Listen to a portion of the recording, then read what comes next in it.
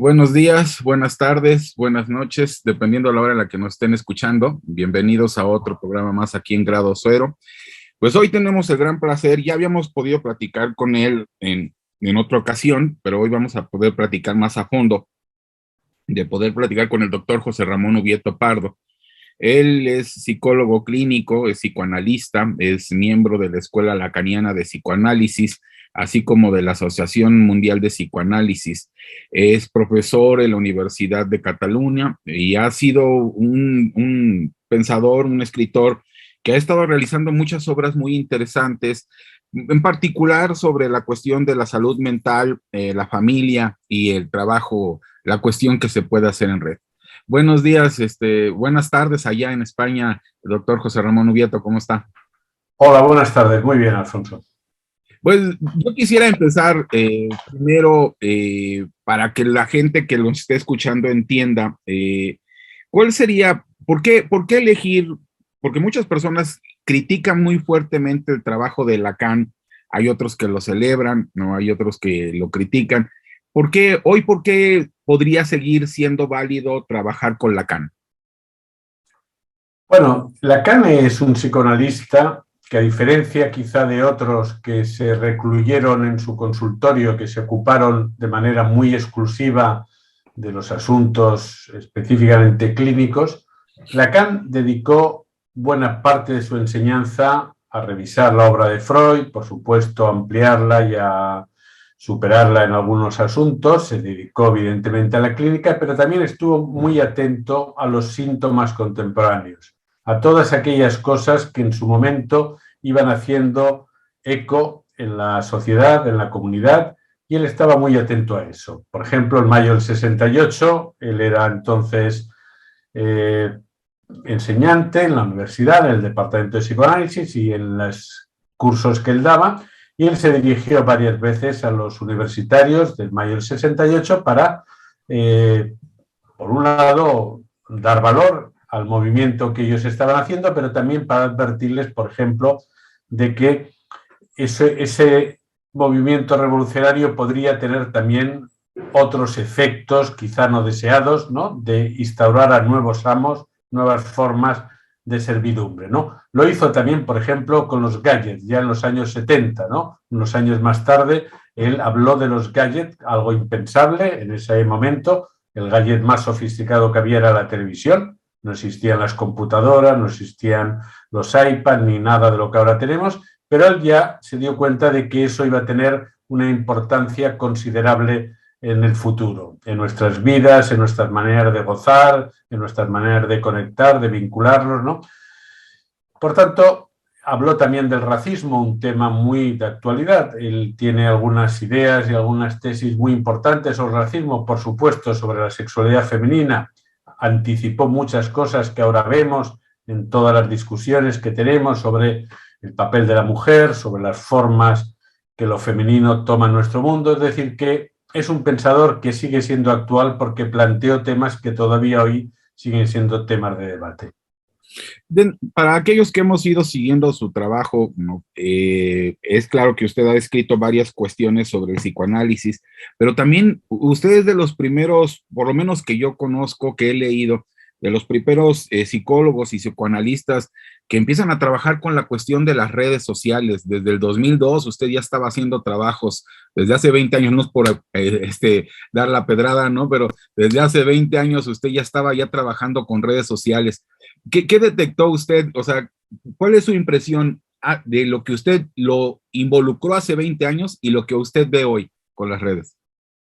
Bueno, mi participación y mi interés por estos temas tiene que ver con mi práctica clínica, ¿no? Yo he atendido durante muchos años a muchos niños y adolescentes, he participado en proyectos también, algunos grupales, proyectos también de red con otros profesionales y otras disciplinas, y siempre los adolescentes nos enseñan esas novedades que la ciencia, la tecnología trae y a las cuales ellos rápidamente se añaden, ¿no?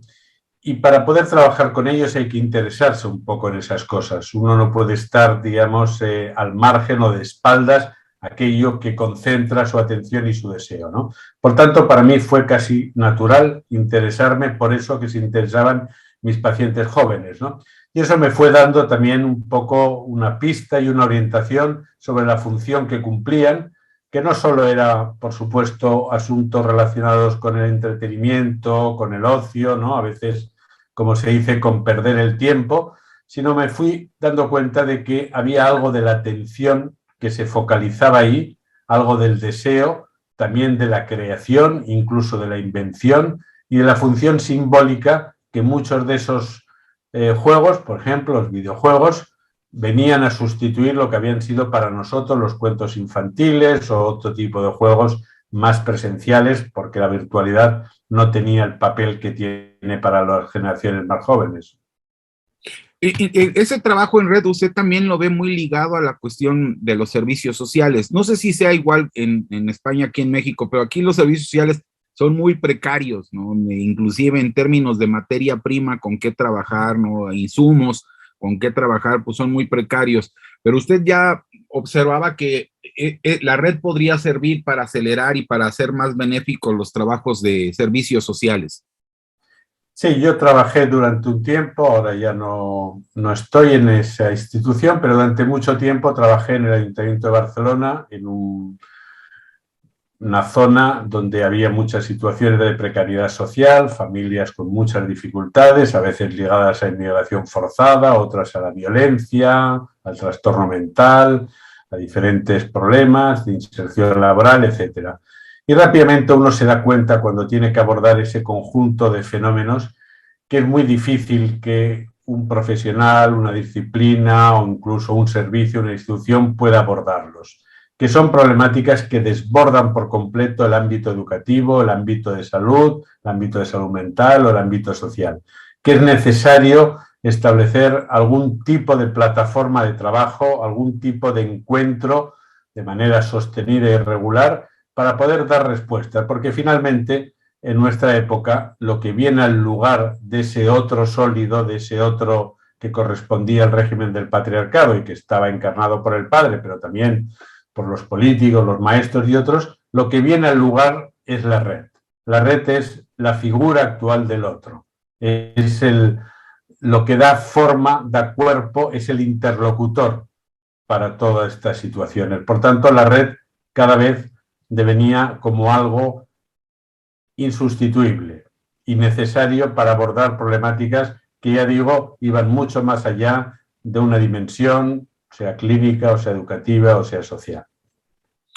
Pero también así como tiene un beneficio, usted escribe uno de sus últimos libros, es este libro del padre al iPad, ¿no? Que hizo en colaboración con otros cuatro autores, perdón, y en el cual usted también observa que hoy en día es muy difícil tener una comunicación con los jóvenes a nivel familiar, porque hoy en día los gadgets, los aparatos, se han metido en la forma en que nosotros establecemos relación. Hoy, ¿usted cómo observa esta problemática en términos, primero, de la cuestión psicológica, ¿no? que ha visto en su práctica y hacia dónde vislumbra que va? Bueno, los primeros influencers son siempre los padres. Lo eran en la época previrtual y evidentemente lo siguen siendo ahora, porque los padres son los que cogen a esos hijos que vienen, ¿no? A veces hablamos rápidamente de nativos digitales, pero en realidad es incorrecto hablar de nativos digitales, porque nadie nace de un ordenador, ¿no? Ni de una pantalla. Se nace del deseo de unos padres. Y esos padres después nos introducen a un mundo en el cual hay ordenadores, pantallas, a veces son ellos mismos los que nos dan esos objetos, ¿no? Así que esos influencers siempre han estado, ¿no? ¿Cuál es la novedad? La novedad es que ahora hay otros influencers, aparte de ellos, y aparte de otros clásicos como eran los profesores, los entrenadores, la familia extensa, etc. Ahora hay una nueva realidad que es paralela a la realidad analógica, que es la realidad virtual. Y en esa realidad virtual los jóvenes no solo juegan, como decía antes, sino que buscan una inscripción. Quieren tener un sentimiento de pertenencia a una comunidad, a la comunidad TikTok, a la comunidad Instagram, a la comunidad a la que ellos se identifican, ¿no? Y ahí encuentran muchos influencers, personas de referencia para ellos, youtubers, tiktokers, instagramers, personas que les orientan también. Así que una parte de esa conversación o una parte de ese trabajo de interlocución que se realizaba en la familia, digamos que ahora está ya fuera de la familia, ya pasa por otro lado, ¿no? Y eso, lógicamente, ha cambiado la economía libidinal que diría fuera de la familia. Ha habido un desplazamiento de la libido hacia fuera de la familia y eso ha hecho que para muchos padres sea difícil ahora operar como interlocutores porque sus hijos están demasiado interesados en otros, ¿no? Así que los padres ahora tienen también un poco que reinventarse y pensar de nuevo cómo pueden ellos seguir siendo interlocutores, porque es evidente que siguen siendo necesarios para acompañar a sus hijos. Y en este proceso, usted qué, porque hay una pregunta que subyace en este libro que a mí me pareció muy interesante de hoy cómo entonces podemos establecer una comunicación, ¿no? ¿Cómo podemos seguir siendo estos referentes válidos? ¿Usted qué pistas podría o qué indicios ha tenido usted por dónde podríamos seguir? Bueno, una primera idea muy sencilla es que los padres suelen tener una visión de los hijos muy centrada en lo que son sus expectativas, lo que ellos esperan de sus hijos. Y normalmente lo que esperan de sus hijos es que tengan un buen resultado académico, que sean buenas personas, que tengan una inserción en la comunidad, que sean sociables, educadas, etc. Y eso está muy bien. Es un ideal que hay que mantener y, por supuesto, hay que orientar a los hijos en esa dirección. Pero los padres olvidan que los hijos tienen otra exigencia paralela a esa, ¿no? Y esa exigencia viene del cuerpo, porque el cuerpo en la adolescencia es un fenómeno extraño, es como un parásito. Es un virus, en algún momento en mi último libro hablaba del virus 12-18, para contraponerlo a la COVID, ¿no? Ese virus 12-18 está ya instalado por defecto en todos los adolescentes. Ellos tienen que resolver el enigma de la sexualidad, tienen que posicionarse sexualmente, tienen que hacer con su cuerpo, domesticarlo, porque es un cuerpo que no para de mandarles mensajes, exigencias, de inquietarlos, de excitarlos, a veces de desanimarlos, ¿no? Entonces, todo ese trabajo psíquico que le requiere el cuerpo es lo que a veces los padres ignoran o prefieren ignorar, a pesar de que ellos mismos también fueron adolescentes, ¿no? Entonces, el primer consejo es que piensen que sus hijos no solo tienen que resolver las cuestiones sociales y académicas, sino que también tienen que hacer frente a ese otro problema, a los desengaños amorosos, a los fracasos en los grupos, a la sensación a veces de que el espejo les devuelve una imagen suya poco amable, a todo eso, ¿no? Ese es el primer consejo para que de esa manera puedan acoger algo de las dificultades del hijo, ¿no? Y a partir de ahí, un segundo consejo es que ellos tienen que proceder no en términos de sermón, es decir, no perder mucho tiempo en darles sermones, como si se tratase, digamos, de un adoctrinamiento religioso, sino más bien ayudarles a entender lo que les ocurre a partir de sus propios testimonios, porque ellos fueron adolescentes y ellos se encontraron con profesores que les tenían manía, se encontraron con parejas que fracasaban, se encontraron con problemas en los consumos.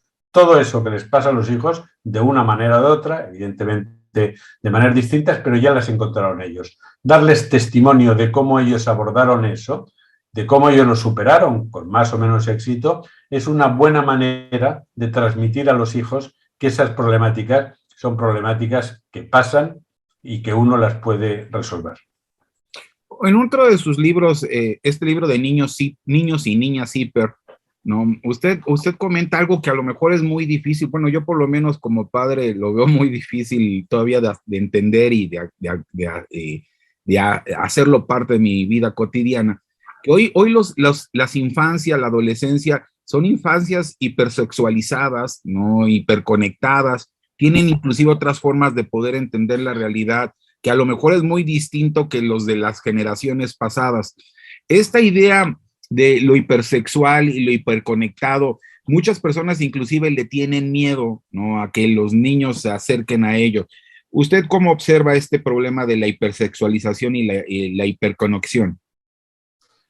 Bueno, mire, hace poco salió un dato, el 50% de los niños americanos entre 8 y 12 años más o menos se conectan cada semana y a veces varias veces a la semana a la plataforma Roblox, que es una plataforma que agrupa muchos juegos, muchas posibilidades de ocio, de entretenimiento, ¿no? Quiere decir que esa conectividad es algo que ya forma parte de esa generación y que solo va a hacer que ampliarse. Tenemos ahora mismo el tema del metaverso, el anuncio por parte de Zuckerberg de un metaverso que se añadiría a los muchos que hay, porque ya hay varios metaversos, ¿no? Es decir, que la inmersión en la virtualidad va a ser algo que va a constituir el horizonte de los próximos años, con más o menos desarrollo, seguramente más lento de lo que ellos nos están explicando, pero tendrá muchos avances porque ya hay muchos avances, ¿no? Así que tenemos que abordar esto con la perspectiva que le dio a Hannah Arendt y Heidegger, Martin Heidegger, cuando abordaron el problema de la tecnología. Hannah Arendt decía que una generación siempre debe poder acoger las novedades de la generación que viene. Nosotros como adultos tenemos que poder acoger esas novedades, porque si no estamos cerrando el paso y estamos convirtiendo, digamos, en un desierto cualquier tipo de cambio, cualquier tipo de transformación. Y Martin Heidegger decía que la técnica no hay que tenerle miedo, hay que verla con serenidad, era el término que él utilizó. Con serenidad quiere decir mantener nuestros principios, pero aceptar las innovaciones técnicas. Cada época tiene su temor y su rumor sobre la catástrofe que viene por la tecnología. Platón ya lo comenta en Fedro cuando se inventa la escritura y todos se llevan las manos a la cabeza porque se acabó la memoria. Al final la memoria no se acabó. Cuando se inventó la imprenta tampoco se acabó nada más, ninguna escritura. Se mantuvo la escritura. La televisión tampoco acabó con la radio. El vídeo, en fin, cada nueva tecnología no acaba con las anteriores. Así que en ese sentido tenemos que tener una perspectiva abierta, pero al mismo tiempo también una perspectiva crítica respecto a los usos de esa tecnología, porque es evidente que no son inocuos y que puede haber usos interesantes en términos de conexión y vínculo y otros usos menos interesantes en términos de autodestrucción. Hay muchos ejemplos al respecto.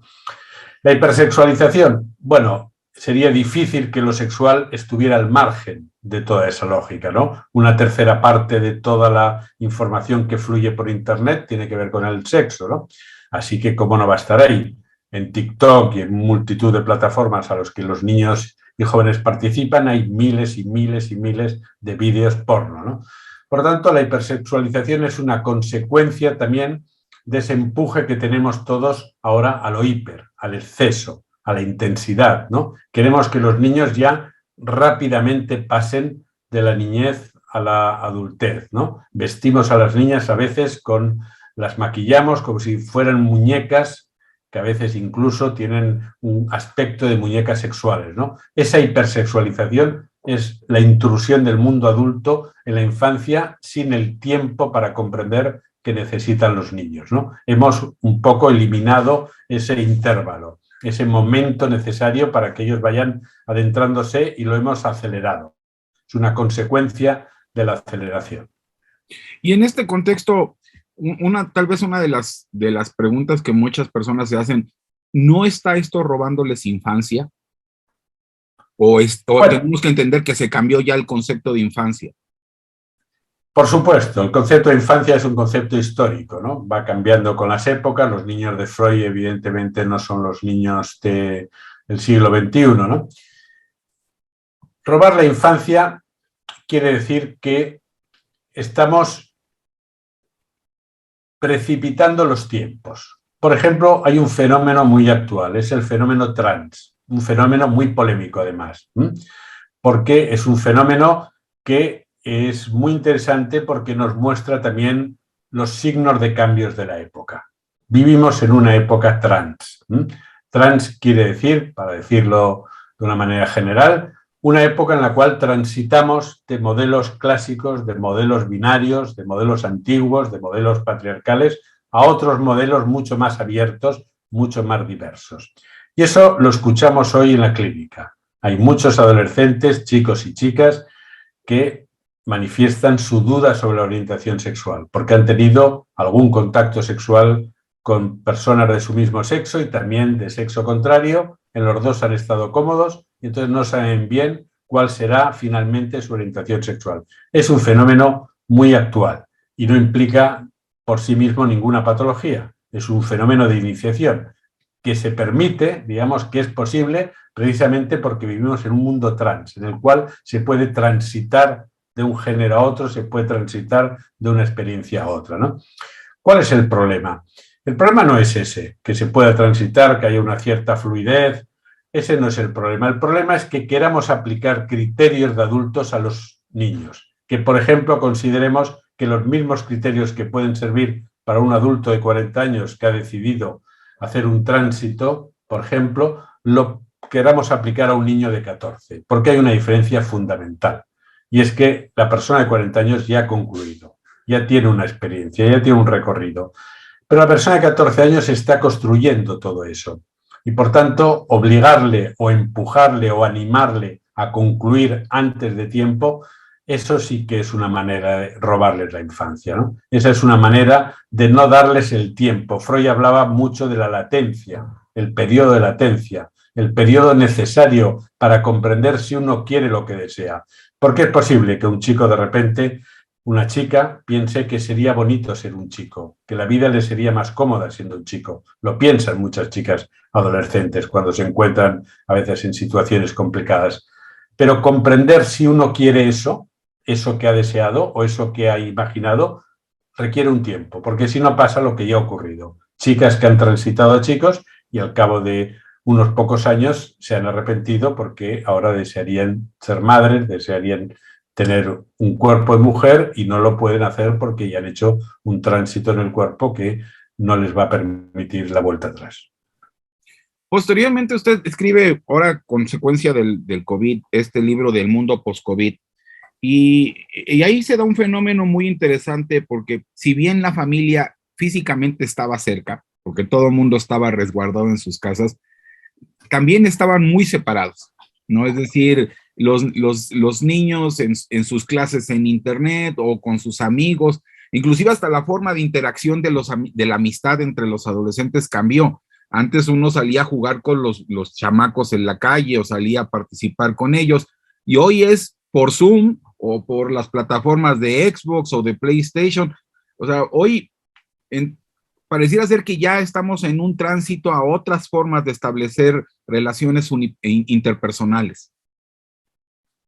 Sí, sin duda. Ahora estamos terminando un libro con una colega socióloga, la doctora Liliana Arroyo, sobre el metaverso y las nuevas formas de la presencia, ¿no? Y una de las cosas que estamos constatando en este trabajo que estamos haciendo es que ya no se puede hablar de la presencia de una manera unívoca, ¿no? Como la hemos conocido. Ahora hay muchas formas de presencia. Hay la presencia física, del encuentro cara a cara, cuerpo a cuerpo, hay la presencia virtual, como la que estamos teniendo ahora, pero también hay las fórmulas híbridas, en las cuales uno está reunido con otros, pero juntamente con alguien que está en otro lugar y que se conecta con ese grupo. En fin, hay la presencia holográfica, por ejemplo, cada vez más importante en muchos ámbitos. Es decir, que vamos a conocer muchas formas de la presencia, ¿no? Y hay que saber distinguir qué es lo esencial de la presencia, para no quedarnos en la idea demasiado simple de que la presencia es poner el cuerpo, porque muchos adolescentes también y muchos adultos nos recuerdan que estar presente, de cuerpo presente, no implica estar atento al otro, ¿no? Que hay parejas que están presentes en el sofá de su salón, pero nunca hablan de las cosas importantes, hablan de la logística de los hijos, de cualquier cosa, pero a lo mejor no hablan de sus problemas de relación, de sus insatisfacciones, adolescentes que se quejan que los padres están con ellos, pero que no se ocupan o no se preocupan de lo que a ellos verdaderamente les preocupa. Es decir, que estar presente físicamente no es suficiente, ¿no? Por tanto, la presencialidad ya no se confunde solo con el cuerpo, ¿no? Requiere que haya algo más que el cuerpo, requiere la atención. Por eso creo que es importante que vayamos pensando en cómo unimos la presencia y la atención. Cómo una presencia atenta es lo que verdaderamente va a dar valor a los vínculos. Y esa presencia atenta, por supuesto que requiere del cuerpo, pero también a veces podremos encontrar otras fórmulas complementarias, no sustitutivas, pero sí complementarias, ¿no? Como pueden ser estos encuentros virtuales que para los jóvenes tienen todo su valor, los chats de grupo que ellos mismos hacen y que durante la pandemia les ha permitido, por ejemplo, compartir tardes en las cuales cada uno estaba confinado, pero gracias a FaceTime, WhatsApp y otras aplicaciones han podido estar durante 4 o 5 horas en conexión permanente, ¿no? Eso ha sido también para ellos un gran alivio. Eso también forma parte de la presencia. Y una de las cosas que a mí me sorprende es, usted en el 2004 escribió un libro sobre bullying, ¿no? Y uno diría, oye, ya que no están cercanos, que no hay presencialidad, el bullying termina, pero al contrario se ha vuelto mucho más agresivo el bullying. Hoy pueden hacer que lo corran una información en redes, aunque sea falsa, lo excluyan de las propias redes. Hoy ¿cómo usted ve a la distancia aquello que usted observaba en el 2004 sobre el bullying y hoy? Sí, bueno, creo que el texto es un poquito más tardío. Me parece que no es 2004, es 2014, creo, 2015, no recuerdo ahora. Bueno, en cualquier caso, ¿qué es lo que ha cambiado?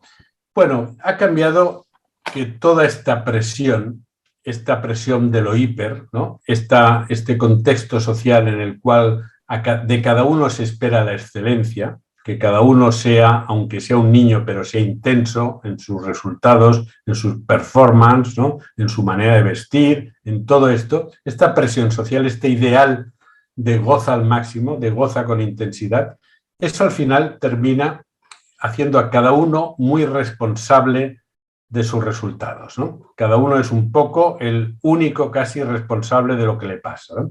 Y todo eso acentúa el tema del bullying porque vemos, por ejemplo, cómo los fracasos, las dificultades, las pequeñas impases que se atraviesan en la infancia y en la adolescencia son percibidos muy negativamente. Hay mucha menos tolerancia a eso, ¿no?